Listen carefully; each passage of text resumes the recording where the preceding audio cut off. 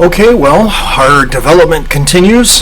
We have reached a couple of conclusions, and one of those conclusions is that the printing of the 10 millimeter infantry is not viable. Yes, I have printed quite a few of them, and they may suffice when we go to base them for infantry in the game.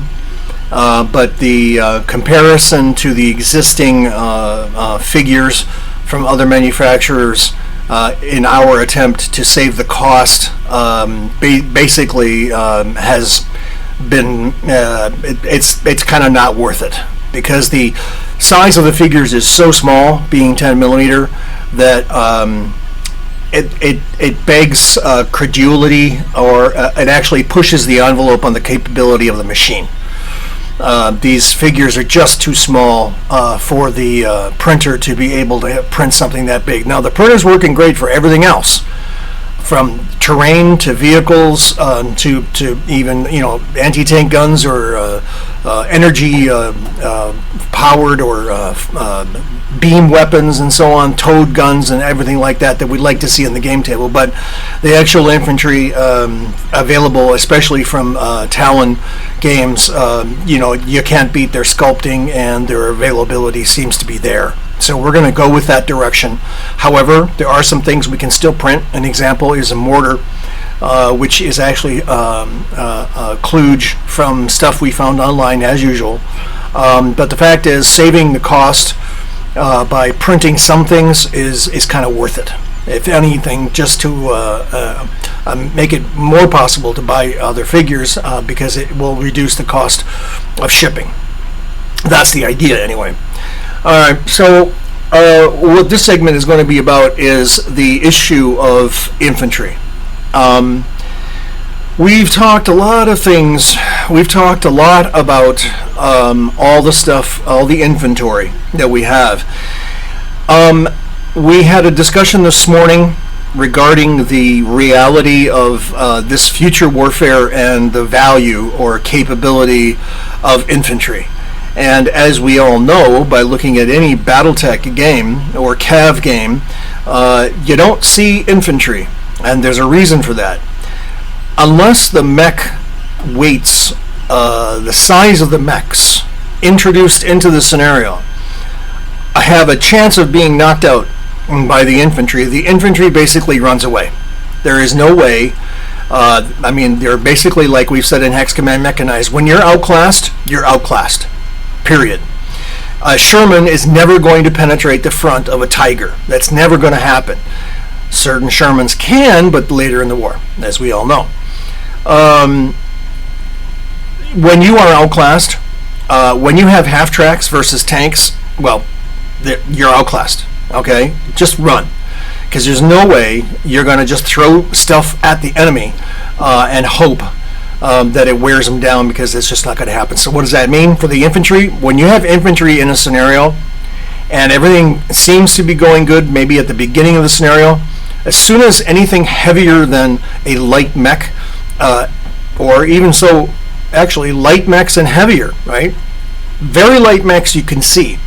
Light and heavier, the infantry won't stand much of a chance. And if it gets to be a medium heavy or very heavy mech, there's no way.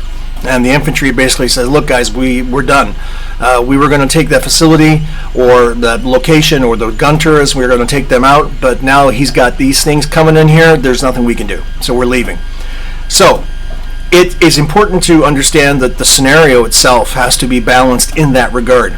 So you could say, well, what about a scenario where you start with infantry and light vehicles, ground vehicles, and maybe some aircraft or something of that nature, and there's really no mechs yet? Or there's a very light mech, maybe there's a few. But once anything heavier enters the picture, if you don't have something to fight against it, you're outclassed and you're basically running away. That's it, game over, right? Nothing we can do, sorry guys.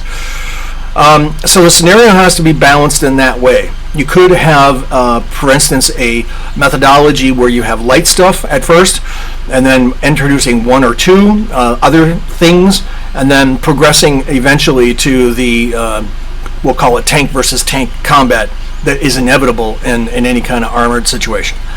So perhaps the scenario could be also balanced in that aircraft could help to take out the mechs. So you could have infantry, ground forces, and some aircraft taking on some mechs. But the aircraft are going to face anti-aircraft guns, or are they? If the opponent doesn't have the ability of shooting down the aircraft, then you have a chance. But does the opponent know enough to bring anti-aircraft capability items to the game, to the scenario? We don't know. Maybe they didn't anticipate it. Maybe they didn't know. So they end up, say they're invading, like our game here, where we're invading this planet or this wherever it is, and they think, yeah, this will be a cakewalk, no problem. Just minor infantry, just a few systems might go off and on, but it's no big deal. Aha. But surprise, surprise, maybe there's 3 or 4 aircraft coming in, and you don't have any aircraft. You can't really, well, you can try and shoot them down. Are you good enough to be able to fire upon aircraft that are probably going pretty fast? Not sure. Okay, again, here we are, a bunch of questions being asked. So that was essentially our discussion this morning, and we talked about how in conventional warfare, infantry suffering the impact of conventional projectile weapons, 105, 125, 150 millimeter shells hitting the ground. There's a lot of concussion going on, a lot of shrapnel, and a lot of ground moving. Okay, so do they survive? The hex that takes the brunt of the shot, no, but everybody around it, as we do in Hex Command Mechanized, can suffer the effects of it as well. And if you have an MLRS, a multiple launch rocket system, hitting the infantry, as we are now seeing in Ukraine, the chances of you surviving are pretty much zero. You can go underground, but you're locked in a position, and you're just going to continue to be pummeled until you eventually surrender and give up and run away. So that's the situation.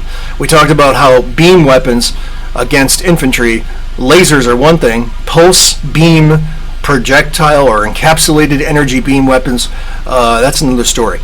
And you're basically talking about being hit by something that's way beyond the ability for infantry to stand against, even if you're behind rocks and stones of large size. That's a situation where you're talking about radiation and frying and just heat beyond belief, and you're basically turning the target that isn't armored into ash. And therefore, we've decided that there needs to be something said, and we will do that in the rules for infantry combat. And that is, we were in the old days, right? It's funny, we talk like it's the old days. Hex Command Mechanized, the infantry would take damage, and you would record that damage as usual, markers on the game table and so on. They take hits. Well, here they don't. When you get hit by these kind of modern weapons, that stand is eliminated, or stands. The perimeter or the surrounding collateral impact or collateral damage that will happen to the surrounding infantry, if they're not spread out, is going to be pretty substantial, such that the initial hex that's hit, that anything in there is gone, but anything around it is going to be severely damaged, and that's it. So there you are, the reality of this kind of historical, non-historical gaming. So we will make those modifications, and as part of our testing for the game, we will include those kinds of situations.